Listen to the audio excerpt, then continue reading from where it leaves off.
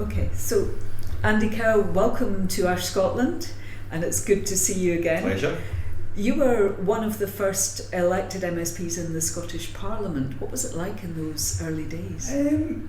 Well, first of all, describe myself as an accidental politician. I never really wanted to be in frontline politics. I had arguably a very good career going on. Things were good. I was politically active as a volunteer.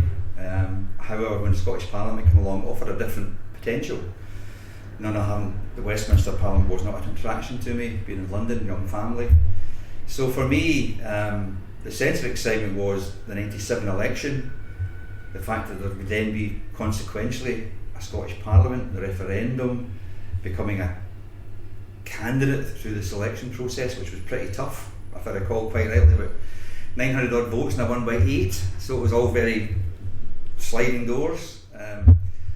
Great sense of, because I was born and brought up in East Kilbride, so a great sense of just personal pride that you're representing your hometown. I loved that dearly. And also, I think, just going along and like, this is really fresh, it's really exciting, unlimited horizons, we can do lots of things, change Scotland for the better. And really there was a huge, that's a football phrase, buzz about the place, and there was a huge buzz about the place. And what I recollect was just walking through those doors and thinking, wow, we can really do something here. And I think you shared that with many colleagues in the Parliament. There was a real sense of wanting to collaborate and make a mark, wasn't there? Yeah, I think there's a disappointment to me. We may come to that later about how the Parliament currently is constructed and working. But yeah, there was a sense of working together. There was a sense of, well, clearly in terms of the Labour-Lib Dem partnership, there was a must-do element to that, which was to get the partnership agreement through, working cross-party. But also, I remember as Finance Minister and Health Minister, really good, positive, sound engagement across party lines, essentially. So things like budgets and spending reviews, speaking to individual party leaders and party finance spokespersons, things like around, for instance, obviously the smoking legislation, trying to get cross-party support for that. So there was a real sense, and in the committees, working together in the committees, which as a convener of a committee, really cross-party, I thought really working collaboratively, and then obviously as a minister respecting that committee structure but also working across party boundaries. So at what point did you become aware of tobacco as an issue for the health of the people in Scotland? Well, I think you always had it being an issue, but personal story. So I took up smoking because everybody else went for a fag break during meetings. So I was a student activist, we'd have meetings and folk would go for a cigarette break, and I sort of fell into that trap.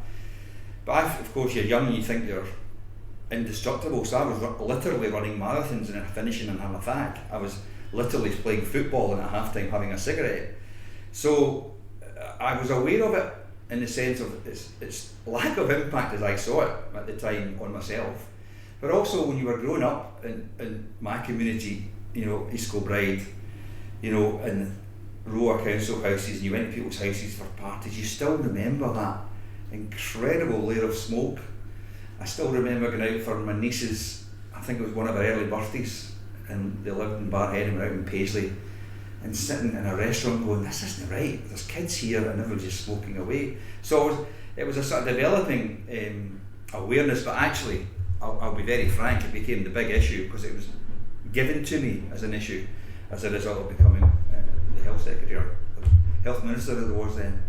So you became Health Minister in 2004 and there was a live debate, wasn't there? Yeah, so Jack had been to Dublin, Lord McConnell now, First Minister then.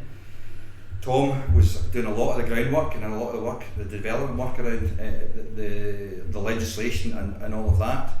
I became the Health Secretary and immediately ran into very entrenched views, the sort of freedom movement, nanny state stuff, quite rightly into the commercial side of this, which is the hotels, the pubs, the clubs, the working men's clubs, the miners clubs, all of that stuff, and the sense of animosity towards the legislation. So I do remember going to some brutal meetings, particularly Labour clubs, about this. I remember meeting with the Beer and Pub Association and the hotels organisation, I just can't remember its name. So yeah, and for me though, and I'm sort of this sort of person, I'm given a task, I'll plan it out, I'll deliver it as best I can. So I very quickly engaged with the leisure and tourism and licensed trade industry and said, look, this is happening, folks. This is our policy. We've got the right to make that policy. But what can we do to make it work for you in as best we possibly can? So that's, if you recall, there's a lot of stuff about, well, what if people are not aware of it? So, well, how do we solve that? So we did a letter to every household in Scotland, if you recall. The pubs were worried about enforcement, so we put more money into local government for environmental health officers, support to the police around policing it, thinking, and we'll come to this debate, I'm sure, that it could be a riot out there, it could be a civil disobedience at a large scale. So the strategy was to say, it is happening, how can we make it happen with least detrimental damage to you as an organisation, institution, business, or whatever else. I think the second thing was to make sure it wasn't politicians talking to the people about smoking and ill health. It was about getting real life examples. So if you recall the Smoking Viper advert, you recall Roy Castle's wife, the head teacher's wife from Aberdeen, I recall, Gavin Hastings and his brother Scott involved in the campaign. So we're trying to get young people involved in the campaign, lots of school kids in the campaign. So it was a community campaign to get people to understand why we were doing it, not a political campaign. And I think that also was very useful in getting across the message about the impact of smoking. So I think having the Hastings brothers, who were well known for Scottish rugby, that put the health side into focus. Absolutely. There were debates about protecting bar workers and hospitality workers who had no choice but being in smoky environments. Well, I love every now and again when the health stats come out about COPD, of those working in the hospitality industry, of cancers, etc., and all the trajectories are fantastic and good news, and again, obviously wider population. The other great joy of this is, you'll get people saying there's that exclamation mark person that brought this in, but you'll also get folks saying, that's the day I gave up. That's the red letter day for me in terms of smoking. I gave up that day that the smoking ban came in. So, yeah, like everything, there's ups and downs in terms of how people perceive it, but as we all know, it was a great national effort on behalf of the people of Scotland and everybody involved to make it work and make it work well. And I remember sitting in news studios, Radio 5 Live were up, huge media interest, Sky News and all that. And I think they were all expecting some degree of rioting or disobedience and organised. But people would, from Richard Gall in the 50s right through, people were getting the message about cigarette smoke. The tobacco companies now, frankly, they've been hiding the evidence and doing all that sort of stuff. So, we were just ahead of the curve. We weren't creating the curve, and I think that's what made it work. Yeah, so Scotland was among the first. I think New York had gone smoke-free. Ireland led the way in Europe, and that gave Scotland a certain amount of confidence about that culture change. Yeah, it did, and you learn from me. I learned great phrases like smirting, which was people outside restaurants and pubs in New York where they'd met as couples because they were smoking outside and meeting their future partners, etc. So there was all that sort of experience. There was the fact that yes, they had done it, and I used to say to each other, so why are we different? Why are we different from New York? Why are we different from Dublin or Ireland? We're law-abiding citizens. We'll understand this. So yeah, I think a lot of that tension was there, but it never came to fruition. Well, I think there'd been a lot of misinformation and scaremongering that the industry was behind. Yeah, so they talked about 30% of pubs going out of business, which didn't happen, and they talked about riots, and there was an NHS riot centre set up ahead of the legislation. But I think it was a stroke of genius to bring it in at 6 o'clock on a Sunday morning. No one felt like rioting at that time. There was no time for rioting at that point for many people, unless you were very late out, as I used to be as a younger person, but there you go. And I think, for me, the Sunday thing was just like, the last hurrah was Saturday night, and let's give folk that last hurrah, and we launched it dear to my heart in a pub in East Kilbride where I met my wife, which is a little known fact which I repeat too often, and we did it at the right time, and we just moved through it. But of course, you talked about Scotland being ahead of the game. There was a lot of tension. Let's not kid ourselves about this and the UK government and the UK health minister at the time, and we were really, so whilst you had the stuff about riots and all that malarkey, you also had the internal political tensions around we're doing something they didn't like, but that didn't matter.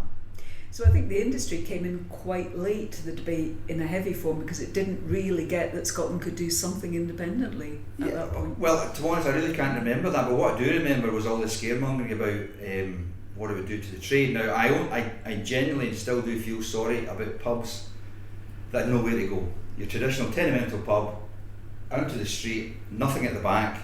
They didn't have the opportunity to create any spaces that were legal under the legislation. So I did feel for those pubs, but also, let's reckon it, the actual trade was, after about 18 months, went up the way, upticked. Because why? People came into the pubs, you went home stinking of smoke. The food offer improved dramatically, and so it created a different dynamic in the pub industry. And I think what no one was really expecting was the approval that came after it came in. It became a very normal thing. Absolutely. People were going down to hotels in England before it came out. Or going on holiday, coming back going, whoa, what are you doing smoking next week? Of course, forgetting that legislation hadn't reached those locations. So it was just happened, and it went very smoothly. Yes, but the secret to that, though, was doing all the work in advance, getting the third-party voices, the accreditation, the actual research, the post-legislative research, because the actual legislation carried a huge post-legislative research programme. So, because we felt as though, and I felt as though particularly, we had to contribute. So we get help from New York, we get help from Dublin and Ireland. We had to then contribute forward, and we did a lot and continue to do a lot of research around the impact of the legislation. So, I think it wasn't as bad as people thought. In fact, everybody now says it's the best thing the Parliament ever did. Yes, absolutely. And the research programme really has moved the agenda for other countries. It was very comprehensive. Absolutely. It answered some of the questions about would people smoke more at home. Yeah. And actually, they weren't. They were going into a pub and then going for a walk to another pub and having a cigarette on the way. Yeah. Well, we also ran the I can't remember the name of the campaign, maybe you remember it, about smoking at home. And we had a logo, and we were encouraging parents, and I remember going into schools and community groups, community organisations, talking about the encouragement of parents to not smoke in-house and go outside, and that really worked well as well. Yeah, Take It Right Outside, I think it was called. No better than I, but it was a good campaign, I remember that. Yeah, and it's been, that legislation's been a real source of pride, I think, for the Scottish Parliament. It's looked back on as... I think it's I mean, arguably, as a minister for whatever number of years, it's a hallmark of the Parliament. There's other things, I'm very proud of what we did around the sexual health strategy, for instance, a Scottish solution around a particular difficult question. I'm very pleased with what we've done around the school building programme and things like that, but the punter, the man and woman in the street, all talk about the smoking legislation, and my kids will think, they just say, what? You were in a pub and folk were all sitting next to you, you're all smoking, and they really don't get it. So that we've denormalised. I think that was a big phrase used by Ash Scotland at the time. We need to denormalise this, and we certainly did through the legislation. Yes, for me what it did was created smoke-free spaces across all communities, including where smoking rates were really high. Yeah. And that was quite important, just to create that protection for people. Oh, absolutely, and there was a bit about the class war, so there was this sort of freedom people, the nanny state negative attack, and then there was, look, these people are really poor off, let them have their luxury. An argument I never really understood, your luxury is to die early of a very painful, horrible illness. So, there was a whole set of different attacks, but we were, I'm evidence-led, and the evidence was clear, and we delivered on the policy. Yes, excellent. Anything else you wanted to say about that legislation or that campaign? Well, I think what I would say about the legislative process was it was positive. It was a good experience because we did have opposition to it, obviously in the shape of some notable MSPs at the time and others, but we had to have the debate, and if it's a nanny state to stop a bar worker having a very bad COPD or indeed contracts cancer, I'm happy to have that debate about freedom versus their individual right versus the community right, and we did that. And there was also tricky things like smoking on stage and performances, I can't know what you call them, these shops, pipe shops and cigar shops and all of that. They were, they obviously had a very bad time with it too, but at the end of the day it was about community good and well-being, and it's worked. Yeah, and tobacco is such a dangerous substance. I think absolutely it merited that level of action. I think we are, as a nation, need to do more around public health. I think there's more around alcohol and drugs we need to do, and I just don't see it at the moment in terms of leadership around challenging issues like that, which is maybe just, if I could say this, maybe just an old farce reflection about this, but at the end of the day, people are on the curve around alcohol and we're not pushing it, and I think we need to do that, because it's equally or potentially more damaging in some sets of circumstances around alcohol, and we've not approached that denormalisation of the amount of alcohol that people drink. So I think there's more to do. More culture change. What about tobacco related products? What would you like to see happen? Well, I'm disappointed at the lack of action around vaping. I actually thought the early days of vaping, I really welcomed it, but we just didn't control it. What's been through our heads that we can have strawberry and cinnamon and all that brightly coloured packages, disposables? There should have been an approach around, cessation and getting prescribed access to vapes, not a free for all. And I just think we need to be very firm. May get accused of being nanny state again. We need to put an end to this. This is creating havoc in terms of young people's addiction to vapes, and the brutality of the industry to market them in such a fashion. The brutality of communities who rely on, these shops in almost every street in Scotland. We need to deal with that. It's a bad. I'm not saying vapes are bad, because I don't think they are less bad. They're not. But in terms of smoking versus a vape, I think there's no argument. But we still need controls. Yeah, I think the issue we're seeing is children and young people taking them up that weren't taking. That we're never going to go away smoking. It's incredibly ironic that something that could have been good has been turned into something bad. So from your perspective now, having moved into the third sector and looking at the Scottish Parliament and its powers for health and its working, at Four Nations and Scotland level, what reflections have you on the way it's working, how it could? It's a big question, because I was an MSP in different times around UK administration, Labour administration, the Lib Dems, SNP majority, SNP-led government. So, yeah, I think it's hard to compare, but I think my sad reflection is that Parliament is not doing its job in terms of both what I call the revising chamber, which should be the committee structures. The committees in the Scottish Parliament are incredibly powerful. They can bring forward legislation, they can call ministers to give evidence, they can do investigations and inquiries. They've got real huge powers. And in my day, again, my reflection was that I didn't have a problem. If I felt the minister, who was a Labour minister, was doing something wrong, I would deal with it. I would make the case in the committee, we'd call the minister to account, we would motions of no confidence, which I still think I've not been forgiven for. We would bring forward our own legislation if the government weren't prepared to do it. I remember doing stuff on mobile phone masts, and the minister said, no, we're not doing it. I said, well, we'll do it then. And of course, the company get really antsy, because, well, if they do it, we'll have to inherit it. So we'll do it now. So we got our result because we threatened to do it, but they picked it up because they didn't want us doing it, which is fine. It saved us a lot of effort. But so I do believe the Parliament's diminished quite substantially, and again, it's just a reflection on my own part, particularly around the sort of sanguine political dominated committees. I think that's a sad thing, and I think the Parliament really lacks that bite around holding the executive to account. So you'd like them to be a bit bolder and a bit sharper with challenging? Well, I'd like them to remember why they're there. We could have designed a Scottish Parliament with some form of second chamber. We didn't.